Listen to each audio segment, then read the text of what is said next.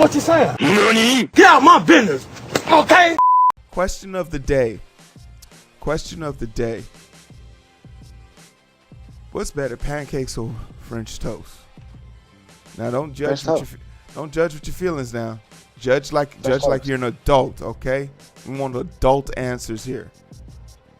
Eric says French toast, and that's why he's my co-host. God damn it. God damn, people talking about this and that.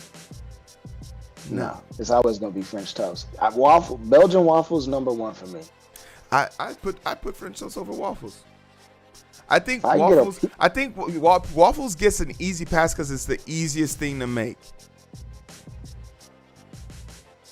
I think it gets a pass because people screw waffles up all the time. No. I'm thinking about like how like Eggo waffles has made it just. Bro, come on. No. That's not the same. Stop. No. Let me tell you. In America, when we figure out something we like, we try and make that shit microwavable. So that ruined the competition because it was just so accessible. It was too damn accessible. And that's why people think it's great because really what it means is that you've been cheated. Now, if you get in Belgian waffles, I can respect you. But if you get in some shit out of the freezer aisle, we got beef. No. We got beef. We got beef.